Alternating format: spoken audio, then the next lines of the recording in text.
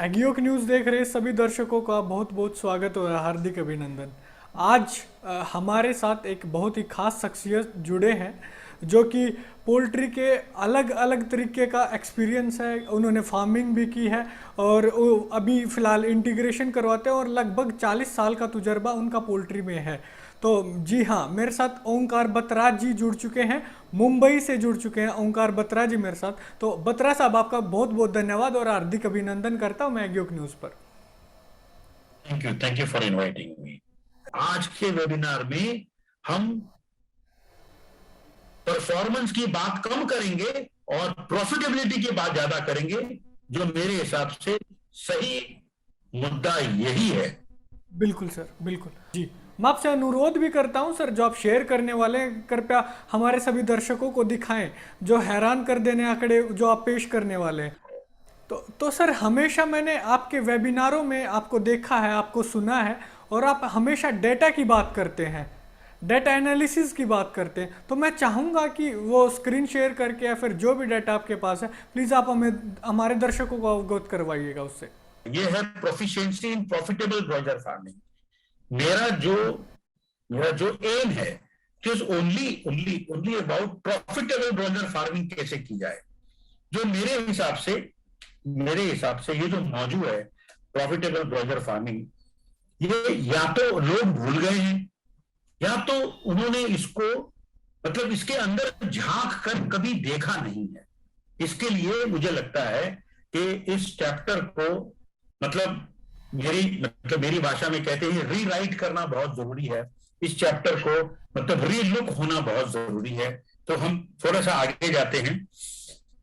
और दूसरी बात मेरी ऐसी है कि हम जो भी काम करें उससे प्रैग्मेटिक या प्रैक्टिकल होना बहुत जरूरी है। मैंने कई वेबिनार देखी है, उसमें कई चीजें ऐसी आती हैं जो मेरे हिसाब से वो बहुत हद तक प्रैक्टिकल नहीं होती या करने में बहुत सारी दिक्कतें आती हैं। मेरा पॉइंट ऐसा है कि अप्रोच ऐसी होनी चाहिए जो प्रैग्मेटिक हो, प्रैक्टिकल हो, वास्तु स्थिति के हिसाब से हो। ऐसा ना हो कि आपको चांद तोड़ के लाना पड़े प्रॉफिट के लिए, ऐसी बात होती नहीं है और ऐसी बात के ऊपर कोई फायदा भी नहीं है। तो ये जो भी मैंने बनाया है, it is very practical and pragmatic, जो आपको आगे दिखाई देगा। और दूसरी बात ऐसा है कि ऑफ कोर्स ये मेरा ऐसा मानना है कि आप जो भी करें, पोल्ट्री फार्मिंग जो भी करें, उसका डॉक्यूमेंटेशन होना बहुत जरूरी है। ऐसा नहीं है कि आपके पास डॉक्यूमेंट नहीं होता। आप कोई भी काम करो, आपके पास डॉक्यूमेंट जरूर होता है। लेकिन जो मैंने पोल्ट्री फार्मिंग में जो मैंने देखा है, ज्यादातर के लोगों के पास जो मैंने देखा है, उनके पास डेटा जो होता है वो बहुत हद तक एब्सेंट होता है या बहुत कम डेटा होता है, जिसकी वजह से वो बहुत हद तक कई चीजें प्रिडिक्ट नहीं कर पाते, कई चीजें फोरकास्ट नहीं कर पाते, कई चीजों का उनको अनुमान अंदाजा भी नहीं हो पाता क्योंकि डेटा नहीं। जी बिल्कुल। जैसे फॉर एग्जांपल आप एक रेलवे की टिकट बुक करते हो, आपको 19 जनवरी को जाना है, तो आपको उसके पहले आपको सब दिखाई देता है और स्क्रीन के ऊपर इतनी इतनी तारीख की टिकटें अवेलेबल हैं, इतनी इतनी अवेलेबल नहीं है। क्या है वो? डेटा ही है ना। वो इस फॉर्मेट में डेटा है तो आपको समझ में आ रहा है। आपको समझ में आ रहा है कि भैया आप 19 जनवरी को नहीं जा सकते, 19 फरवरी तक टिकटें अवेलेबल नहीं है। एक मैं उदाहरण के तौर पर बोल, वैसे ही किसी भी चीज में अगर आप जैसे भी आप कोई भी काम करते हैं, इन्वेस्टमेंट करते हैं या उसमें बिजनेस करते हैं, तो आपको डेटा आपके पास होना, आपका डेटा होना या शायद इंडस्ट्री का डेटा होना बहुत जरूरी है। मैं सारी सारी जितने भी पीपीटी है, मैं उसी के आधार पे आपको बता रहा हूं। Every solution needs right approach. जब तक आपके पास हमारी प्रॉब्लम ये है प्रॉफिटेबिलिटी। क्या हमारे को प्रोडक्शन कॉस्ट, रॉ मटेरियल की कॉस्ट कम हो या ज्यादा हो, ये बात की बात है। हम सिर्फ बात कर रहे हैं प्रॉफिटेबिलिटी के ऊपर। क्या मैंने कहा कि जब सोयाबीन का कॉस्ट 35 रुपए किलो थी, तब बैलेंस शीट में प्रॉफिट नहीं था। 100 रुपए किलो हो गया, मेरी बैलेंस शीट में प्रॉफिट आ गया। प्राइस भी तो बढ़ा है।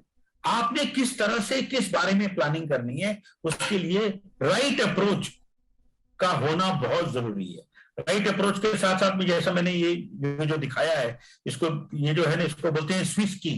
मतलब आपके पास सभी तरह के हथियार, सभी तरह के टूल होने चाहिए। अगर आपको आपका काम जल्दी करना है, सही करना है, आपके पास सारे टूल्स होने चाहिए। So the for every solution you need the right approach. और वो अप्रोच क्या होगी हम आगे डिस्कस करेंगे। That is the key. Let's start discussing adopting business suitable broiler business model।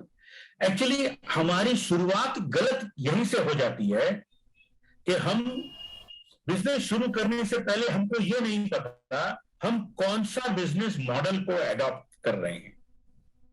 देखिए, मैं आपको आगे जाके दिखाता हूं कि 1975 से लेकर 2020 तक हमारे पास कितने टाइप के बिजनेस मॉडल आए हैं। आपने कौन सा बिजनेस मॉडल अडॉप्ट करना है, ये आपको बिजनेस शुरू करने से पहले या अभी आप जिस भी मोड पे खड़े हो, आपको ये पता होना चाहिए कि मैं किस मॉडल में खड़ा हूं और ये मॉडल आज की तारीख में आपको कहीं लेकर जाएगा या आपको कहीं छोड़ जाएगा, ये मॉडल आपको खुद बताएगा। दूसरा, discussing the right and practical strategies. आप एक बात समझ लें, दुनिया में जाने अनजाने में भी सही, स्ट्रैटेजी के बगैर एक भी प्यादा आगे नहीं बढ़ता। बिल्कुल सर। आप हो, आपका छोटी सी दुकान हो या आपका पोल्ट्री फार्मिंग हो, कुछ भी करो, right strategies at right time अगर अप्लाई नहीं होगी, आप प्रॉफिटेबिलिटी के ऊपर आपको कॉम्प्रोमाइज होगा। व्हेन आई से कॉम्प्रोमाइज, आपकी प्रॉफिटेबिलिटी जो है उसका कर्व नीचे की तरफ जाएगा, ऊपर नहीं जाएगा। लास्ट, स्ट्रैटेजीज डिस्कस करने के बाद में वायबल प्लान ऑफ एक्शन आपका क्या होना चाहिए। स्ट्रैटेजीज तो हमने बात कर ली, उसके लिए प्लान ऑफ एक्शन वो भी जरूरी है कि क्या प्लान ऑफ एक्शन होना चाहिए। और लास्ट जो है, टेक होम मैसेज क्या होना चाहिए। मैं आपसे फिर से कह रहा हूं, ये टोटल 150 के आगे टोटल 2 पीपीटी है मेरी, मतलब अलग अलग टोटल 146 ये है। तो ये एक दिन का मैटर नहीं है, ये हम कुछ पॉइंट्स डिस्कस करेंगे, मतलब तो थोड़ा सा आइडिया आ जाएगा। मैं आपको थोड़ा हिस्ट्री में लेके जाता हूं कि हमारी करंट पोल्ट्री फार्मिंग जो है उसके सेगमेंट्स क्या क्या अवेलेबल हैं। ये हमारे पास सेगमेंट्स हैं पोल्ट्री फार्मिंग के, जो ब्रीडर है, हैचरी है, फीड मिल है, कॉन्ट्रैक्ट ब्रॉयलर फार्मिंग है, लेयर फार्मिंग है, रिटेल आउटलेट्स हैं, ब्रॉयलर प्रोसेसिंग है। ये 7 मॉडल और एक मॉडल जो है जिसमें प्योर लाइन्स आती है। ये एक इन शॉर्ट हमारी पोल्ट्री जो है इंडस्ट्री इन सब कैटेगरी में डिवाइड है जी।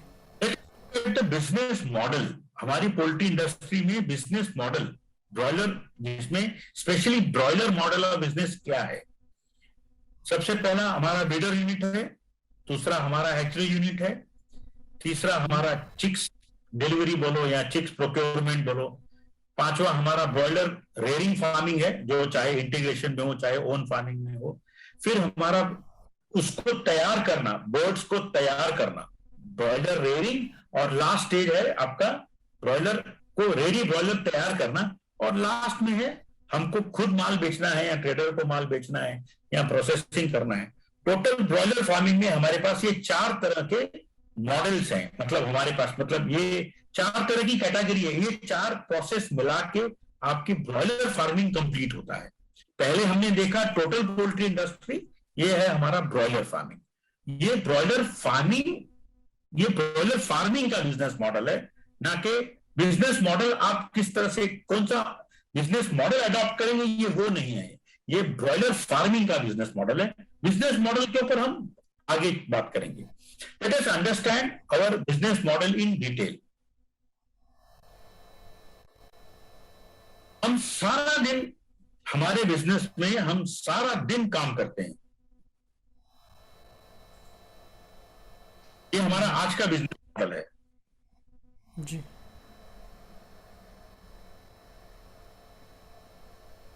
adopting ongoing process, ये हमारा सारा दिन, facing all the risk ये हमारी एज ऑन टुडे परिस्थिति है। हम बिजनेस करते क्यों हैं, मेरा सबसे पहला सवाल यह है। और दुनिया भर के अननोन क्राइसिस मतलब ये डॉलर फार्मिंग की बातें हो रही हैं, अननोन क्राइसिस को फेस करते हैं। जैसे बर्ड फ्लू हुआ, कोरोना हुआ, लो सेल्स प्राइस हुआ, हाई रॉ मटेरियल प्राइसेस हुआ, ये सभी को हम फेस करते हैं डेली, एवरी डे कुछ ना कुछ तो हमको तकलीफें होती हैं। हम बिजनेस करते हैं ये सारे चैलेंजेस फेस करने के बाद। पहला सवाल, बट मेन मुद्दा क्या है, हम बिजनेस करते क्यों हैं? क्या चैलेंजेस को फेस करने के लिए बिजनेस करते हैं? यही काम हमारा रह गया है? नहीं, हमारा काम है प्रॉफिट कमाना, इसके लिए लाइवलीहुड के लिए। यही दो हमारे काम हैं, वाइबल प्रॉफिट अचीव करना। कई लोग बिजनेस करते हैं प्रॉफिट अचीव करने के लिए, कई तो बेचारे फार्मर ऐसे हैं कि वो प्रॉफिट छोड़ो, उनका तो घर चल जाए इतना ही काफी है, जो कॉन्ट्रैक्ट फार्मिंग में काम करते हैं। कई आदमी ऐसे हैं कि जो बहुत ज्यादा प्रॉफिट के लिए काम, जैसे इंटीग्रेशन की कंपनियां हैं, बहुत ज्यादा प्रॉफिट के लिए काम करती हैं। बट कुछ और भी है, मतलब ये अलग अलग तरीके हैं। मतलब कई लोगों का फैमिली बिजनेस है, इसके लिए वो फार्मिंग कर रहे हैं। कई लोगों का पैशन है, कोई गवर्नमेंट इंस्टीट्यूशन है, वो पोल्ट्री फार्मिंग करती हैं। पॉइंट ये है कि we are all into this business for what? कई सिर्फ इन्वेस्टमेंट के नाम पे करते हैं। ये सारे मॉडल मैंने देखे हैं, ये सारे मॉडल मैंने देखे हैं जी। और हैरानी होती है कि क्यों काम करते हैं, प्रॉफिट का इसमें नाम ही नहीं है। लेकिन हमें काम करना चाहिए। बिजनेस हम क्यों करते हैं? मॉडल अप्लाई करने के लिए, प्रॉफिट जनरेट करने के लिए, अगर वाइबल प्रॉफिट जनरेट करने के लिए हम उसके लिए काम करते हैं।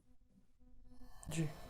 फिर हम ये देखते हैं प्रॉफिट जनरेट करने के वक्त वहां भी शर्तें हैं। शर्तें ये है हमारी कि जब आप बिजनेस करो तो क्या आपके पास required and capable viable knowledge है आपके पास? प्रॉफिट ऐसे नहीं आता। प्रॉफिट तब आएगा जब आपके पास required, capable, viable knowledge, capital, tools अगर हैं तो ही आपको वाइबल प्रॉफिट आएगा। और ये वाइबल प्रॉफिट जो है, इसके साथ में आपको रिस्क भी आएगा। दर्शक ध्यान दे दें, ये सारी चीज करने के बाद में भी आपके पास रिस्क इन्वॉल्व है, क्योंकि आप बिजनेस कर रहे हैं। आप रिस्क से छूट नहीं सकते। अगर आपको लगता है कि आपको हर बार प्रॉफिट मिलेगा, जिस तरह से आप बिजनेस कर रहे हैं, हर बार प्रॉफिट मिलेगा, नहीं, रिस्क है।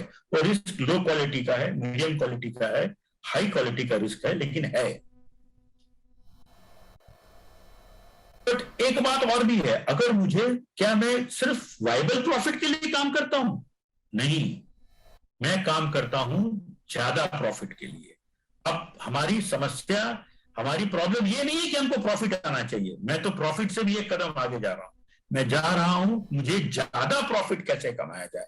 ये डिस्कशन हमारी प्रॉफिट कमाने के लिए नहीं चल रही है। प्रॉफिट तो टर्नओवर कर लिए, 1200 रुपए प्रॉफिट आ गया, उसको आप प्रॉफिट बोलोगे?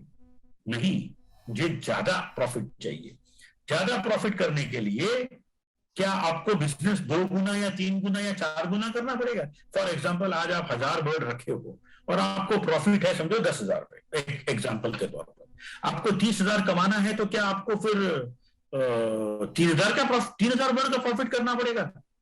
3 गुना, 2 गुना, 3 गुना ऐसे करना पड़ेगा? नहीं, क्योंकि आप जो रिस्क ले रहे हैं ना, वो रिस्क, जो आपका जो रिस्क इन्वॉल्व है, ये रिस्क में आपका कैलकुलेशन नहीं है, इसके लिए आप तकलीफ में आ रहे हैं।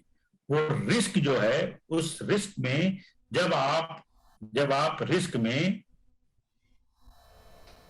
कैलकुलेटेड रिस्क, अगर आप कैलकुलेटेड रिस्क का अगर आप उसके अंदर, मतलब जैसे वो बोलते हैं ना, पानी में अगर नमक मिला के आटा गूंधा जाए तो आटा जो है बराबर नमकीन हो जाता है।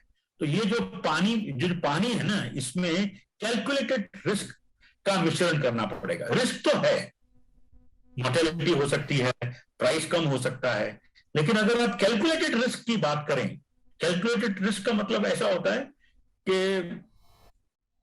मुझे रिस्क का अंदाजा तो है, लेकिन उसके लिए मैंने सारे जुगाड़ करके रखे हैं कि मुझे अगर कहीं ठेस भी पहुंचेगी तो कम लगेगी। इसको बोलते हैं मेरी भाषा में कैलकुलेटेड रिस्क। उसका एक बहुत बढ़िया एग्जांपल जो मैं बाकी जगह भी दिखाता हूं।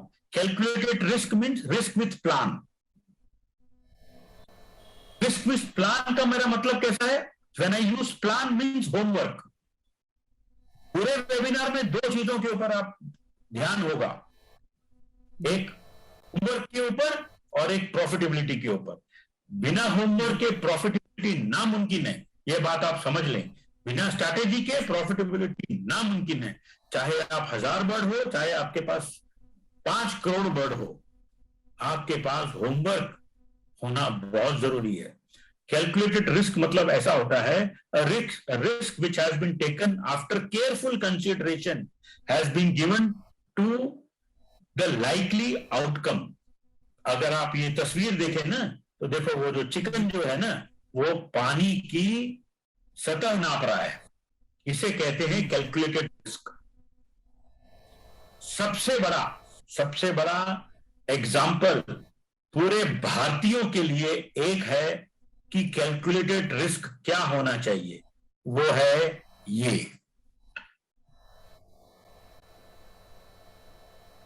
ठाकुर ने गब्बर को मारने के लिए क्या रिस्क लिया? कैलकुलेटेड रिस्क लिया। ये जो तस्वीर है, ये तस्वीर 1975 की है। इसे कहते हैं हमारी मैनेजमेंट की भाषा में कैलकुलेटेड रिस्क। आप सारा कुछ सोच विचार करके, ठाकुर ने वीरू और जय की पूरी फाइल निकाल के पढ़ के उनके ऊपर उसकी रेफरेंस लेके के उसके बाद में इनको चुना। क्या कहते हैं? रिस्क तो लिया, तो गब्बर को मारना रिस्क है, लेकिन गब्बर को मारने के लिए पूरी प्लानिंग है, होमवर्क है, और होमवर्क से ठाकुर को तकलीफ ना हुए इसके लिए उसने वीरू और जय को खड़ा किया है। इसे हमारी भाषा में बोलते हैं कैलकुलेटेड रिस्क। तो मेरी आप लोगों से विनती है कि आप भी अपने बिजनेस के सलीम जावेद बनिए। जी, आप ही ने आपके बिजनेस को सलीम जावेद की तरह, ठाकुर की तरह सारी कुछ एनालिसिस करने के बाद भी आपने आगे बढ़ना है। अगर आप बिना किसी सोचे समझे आगे गए तो साहब कहीं ऐसा ना हो कि आगे खड्डा पीछे खाई। ये होता है, ये होता आ रहा है।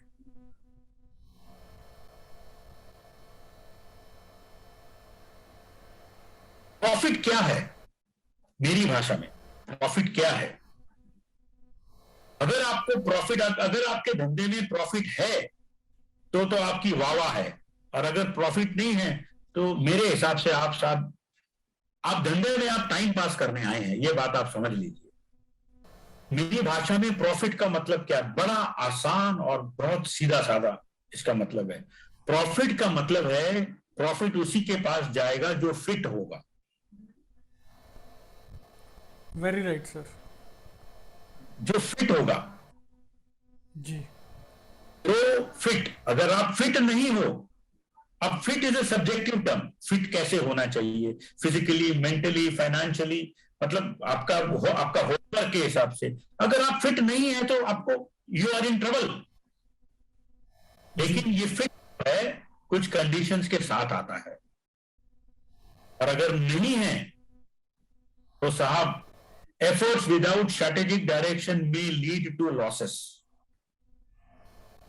बिल्कुल। ये दो आप अपने जहन में फिट कर लें। अगर आप फिट नहीं हैं तो साहब लॉस के लिए आप तैयार रहें।